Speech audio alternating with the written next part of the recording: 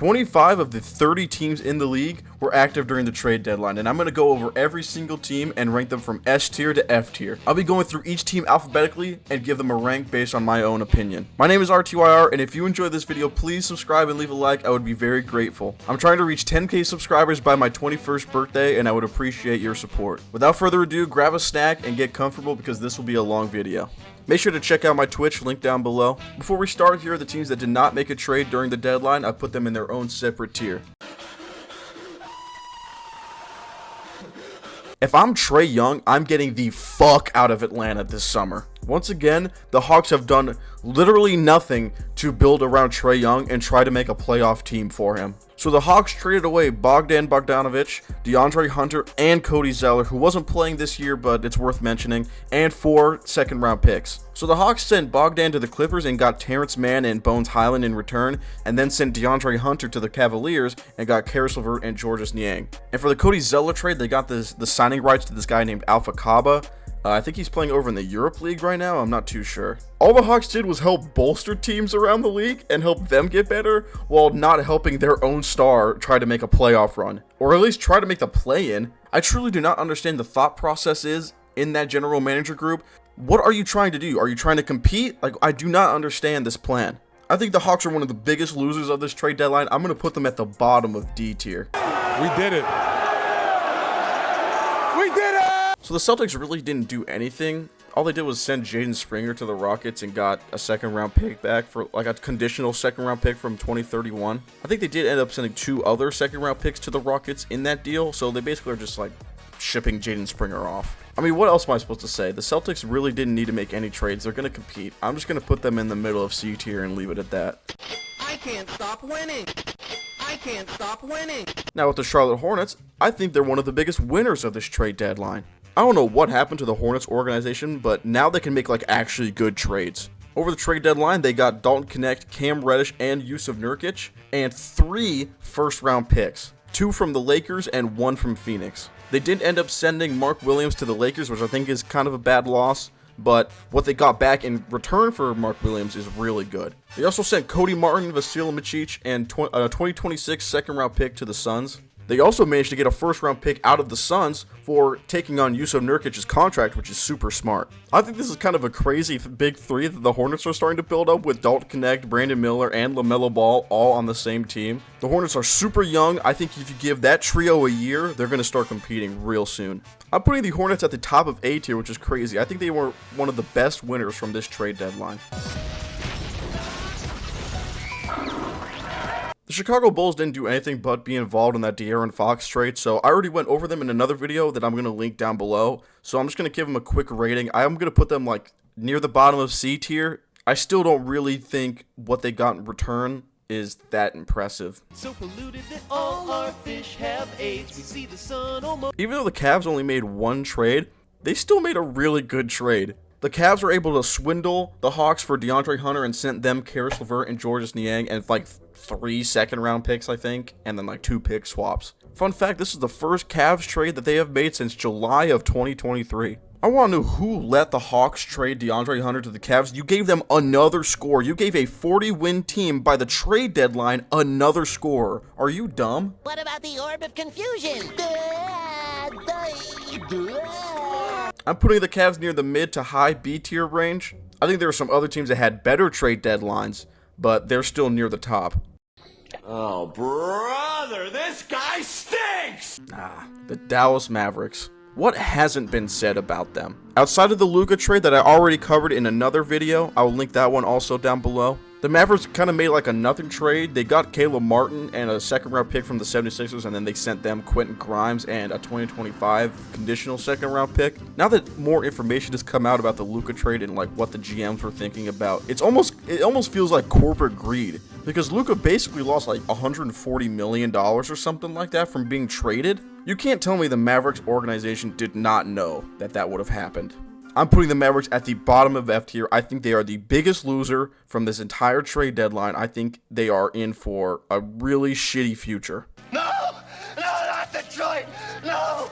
No, please! The Pistons were a part of 2 trades, the biggest one being the 5-team trade that sent Jimmy Butler to the Warriors, which we'll talk about in a second. And the biggest takeaways that they got from this trade deadline were Dennis Schroeder, who was getting passed around like a fucking blunt, and Lindy Waters from the Golden State Warriors. They also managed to get Josh Richardson from the Miami Heat and 2 second-round picks and a future second from the Warriors. Amidst all this trade deadline bullshit, they sent Kenyon Martin to the Jazz and also sent them a 2028 second-round conditional pick. I think this is pretty good for the Pistons. They're trying to make a playoff run right now, which is crazy enough. So adding a couple guys, especially a scrappy player like Lindy Waters, I think this team could make they're not going to win the championship, but they're going to get a couple wins. They're going to play themselves into playoffs, which is honestly insane after the last year that they had. I'm going to slide the Pistons into the B tier. I think they're just above the C tier because they didn't get a lot, but they're still good enough to be in the B tier. Keep going. You're good. You're good. You're good. My Golden State Warriors. We were only a part of one trade, and that trade was Jimmy Butler. Now, I'm not going to be one of those guys that sits here and says the Warriors are back and we're going to make a deep playoff run. Just fucking God knows, day one, if Draymond says some shit, Jimmy Butler and Draymond are throwing hands. I also just don't like how much we gave up. I know Dennis Schroeder wasn't playing very well, but we also lost Lindy Waters, Andrew Wiggins, and Kyle Anderson, plus a first-round pick next year. Sure, Andrew Wiggins was dodging trade rumors like Miles Turner the last couple years, but he was playing alright. We also managed to sign Jimmy Butler to a 2-year extension, which is pretty cool because he said he wasn't going to sign one. It just kind of irks me how much we gave up. I'm just not super confident with the players that we gave up for this trade. I'm going to put the Warriors in the B tier. I think I'm going to put them above the Pistons. I'm not going to put them in A tier. I'm not that biased, but I'm going to put them in the B tier. The Houston Rockets is another one of those teams that really didn't need to do anything. They made the right trades. They brought in some center depth, and they just kind of stuck it out. Obviously, the Rockets really don't need anything. I mean, they're pretty sad. They're going to make the playoffs. They're going to be a top 3 seed. So bringing in Cody Zeller and Jaden Springer is just going to add to that roster. I'm going to put them in the same tier as the Celtics, C tier. I think that's where they deserve to be. Any team that wasn't really active but made like one small trade is going to end up in C tier. This is a weird one. The Indiana Pacers made one trade, and that was sending James Wiseman and cash to the Raptors in exchange for one 2026 second-round pick. That is all they did. All they did was just dump James Wiseman to the Raptors and paid them to take him. And that second-round pick is like top 55 protected. I'm going to put the Pacers in the D tier. I think they're kind of one of the losers of this trade deadline. I kind of wanted to see them do more to try and compete with the East, and they just didn't. The Los Angeles Lakers. I'm going to spoil it now. This is one of my S tier teams. They gave up more first round picks for Mark Williams than they did for Luka Doncic. Is that not fucking crazy? So now they have the duo of LeBron James and Luka Doncic, and they got their young center Mark Williams from Charlotte. So once LeBron is gone, now they have their next duo of Luka and Mark Williams. Rob Pelinka needs to write a fucking book about how he swindled the Mavericks. He needs to write it down, so this should be studied. I mean, the Lakers are playing Los Angeles Rams Simulator, where they trade every first round pick they have. I mean, in this trade deadline, they traded all their first round picks from 2029 to 2031 that they owned. They also lost Dalton Knecht, which I don't like. I really like Dalton Knecht as a player. I think he's a great scorer. But I guess it was necessary if they're going to get Mark Williams out of it. I said it at the start, but I'm going to put them in S tier. I think they are the biggest winner from this trade deadline by far. The Clippers were a part of 2 trades during the trade deadline, one with the Hawks and one with the Bucks. The one with the Hawks, they got Bogdan Bogdanovic and 3 second-round picks and sent Terrence Mann and Bones Highland. And then the Bucks trade was a 1-for-1 player deal where they sent Kevin Porter Jr. and they got Marjon Beauchamp in return. I think the Clippers are one of the biggest winners of this trade deadline personally. Kawhi is coming back. They're starting to play good. I think they just needed a couple pieces to add to that roster, and they're going to be really good. Obviously, Bogdan is the biggest piece of this. I think he'll be the most productive out of the 2 players that they got out of this. I think it was time to move on from Terrence Mann for the Clippers. I'm glad they did. He's just not scoring that well for what he's being paid, and I think bringing in Bogdan was a better fit. I'm actually going to put the Clippers in A tier. I don't know why. I just feel like putting them in A tier. The Grizzlies were a part of a 3-team deal that sent Marcus Smart to the Wizards and Jake LaRavia to the Kings. And in return, they got Marvin Bagley III and Johnny Davis from the Wizards, plus 2 second-round picks. I don't really like the Grizzlies losing Marcus Smart. I think he's a pretty good leader, but I think I read something that they had to like clear space for something. Maybe Marvin Bagley and Johnny Davis will do something for the Grizzlies. I don't know. They're going to be a playoff roster. It really doesn't matter for them. I'm going to put them right in the middle of C tier. I think that's where they belong. Hey, yo, chill the fuck out, yo. You sitting there playing with... I think this was a pretty good trade deadline for the Miami Heat. They are finally rid of the Jimmy Butler headache that has been plaguing them all season. I can't imagine what the locker room feels like when all this shit is going on with Jimmy Butler, about him getting suspended and all this shit going on. I wouldn't be surprised, even with the pieces they added, I wouldn't be surprised if they started playing a lot better the rest of this season, just because all of the media shit going on is finally over, hopefully at the very least. Of course, the Heat got Andrew Wiggins, Kyle Anderson, and Davion Mitchell from the Raptors, and one first-round pick from the Warriors. The Heat were only a part of that big 5-team trade, so they weren't a part of any other deals. That's how they got Davion Mitchell. I'm going to put them at the top of B tier just because I feel great that the Heat players finally are rid of the Jimmy Butler headache.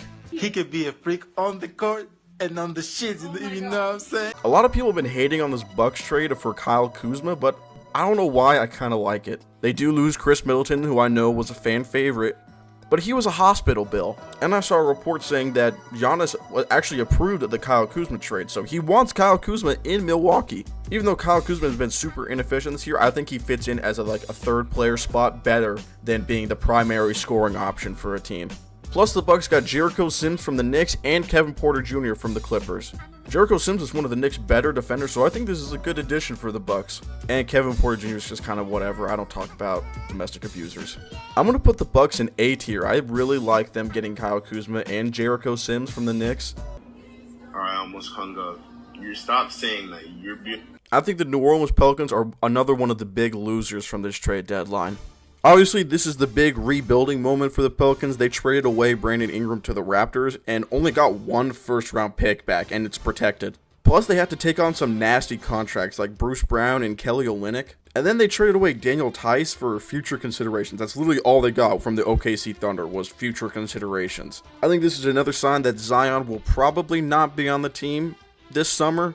I think they're probably going to end up rebuilding and trade Zion somewhere else and then get a bunch more picks. I can't believe Brandon Ingram got the same amount of first-round picks for the Pelicans as Luka Doncic did for the Mavericks. I'm still going to keep pointing that out. I'm going to put the Pelicans near the bottom of D tier. I think they did better than the Hawks, but they still didn't do that good. Who the fuck is Tingus Pingus?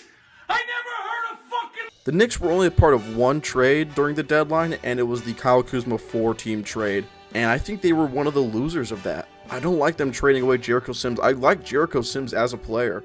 They did get some cash and DeLon Wright from the Bucks, but that's about it. The Knicks don't really need anything per se, but I just don't like them trading away Jericho Sims. I think he's going to be a really good player for the Bucks. I'm going to put the Knicks at the bottom of C tier. I just really don't like this trade for them. Woo! Yeah, baby! The OKC Thunder were I guess active during the trade deadline. All they did was make 2 trades, and they were basically just pick swaps. Because even though they got Daniel Tice from the Pelicans, they just waived him. So all they got was 2 seconds out of this trade deadline. Obviously, the Thunder don't need anything. They're 39-9 or whatever. But I just thought it was weird that they're going to take on $2 million in dead cap just to cut Daniel Tice and get 2 second-round picks out of it. I'm going to put the Thunder in D tier. I don't know why. I just didn't really like what they did during the deadline. For a team that's struggling to make the playoffs, you'd think the 76ers would do more than what they did during the deadline. They traded away one of the first-round picks they had. They traded away Caleb Martin. They only got Quentin Grimes and Jared Butler over the trade deadline, and a shit ton of second-round picks. I guess they expect Embiid to get them more wins, but he's been super inactive. I really don't get what the 76ers are trying to do here.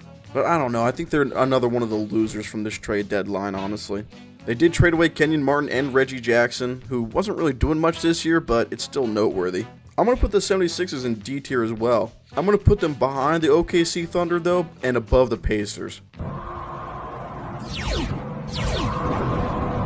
The amount of shitposts I saw on Twitter about the Phoenix Suns and their trade fiascos over the last week have been hilarious. I mean, they were trying to trade everyone, Kevin Durant, Bradley Beal, and they only got out of the trade deadline by getting rid of Yusuf Nurkic, and it took them a first-round pick to do it. They do get Cody Martin and Michich and a second-round pick, I guess, but they had to give up a first-round pick to trade away Yusuf Nurkic. That's how ass he is.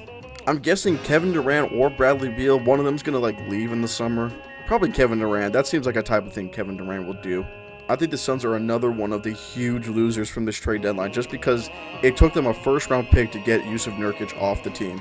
I'm going to put them in F tier with the Mavericks. Obviously, I'm going to keep the Mavericks at the bottom. They fucked up insanely, but the Suns are right there with them. The king.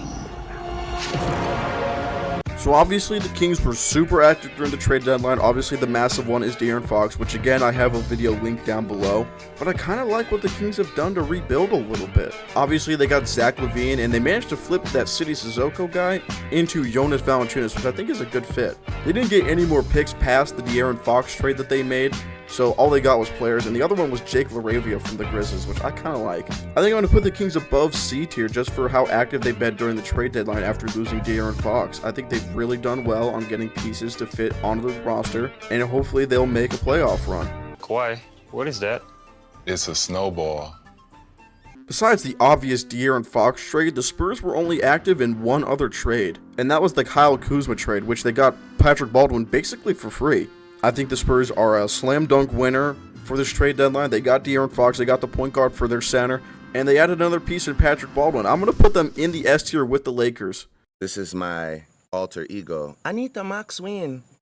The Raptors were sneakily active during the trade deadline. They snagged Brandon Ingram from the Pelicans and gave up some bad contracts that they had. They got some cash from the Pacers to take on James Wiseman, and then got cash again when they took on PJ Tucker's contract. I think Brandon Ingram is a good fit in Toronto. I think they really need the spacing, and that's what he provides. Can shoot from any spot on the court, can take some of the load off of Scotty Barnes, and he doesn't have an awful contract. They did have to give up a first-round pick for Brandon Ingram, but it was top 4 protected, so they should be fine. They're not a winner per se, but I want to put them at the top of C tier just because of how active they were. I don't know if this is going to get them in the play-in or anything, but I like how active they were. Besides the Luka Doncic trade, the only time the Utah Jazz were active during the trade deadline was when Jimmy Butler got traded. I kind of wanted to put him in one of the losers ranks, but I just think some teams did a little worse than they did. They got 3 second-round picks, Kenyon Martin and Jalen Hood-Schifino, and traded away PJ Tucker and technically Dennis Schroeder, but he was getting passed around like a blunt anyway. They were just kind of there, besides the Luka Doncic trade. I'm going to put them in C tier, low C tier, probably above the Bulls, but below any of the good teams that really didn't need to do anything, so I just slapped them in C tier. Testicular torsion!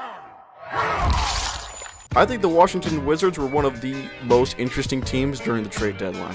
I was really surprised to see how active the Wizards were. They received 8 players during the trade deadline. I'm going to list them right now. Reggie Jackson, City Sissoko, Marcus Smart, Colby Jones, Alex Len, Chris Middleton, AJ Johnson, and the signing rights to Matthias Lesort.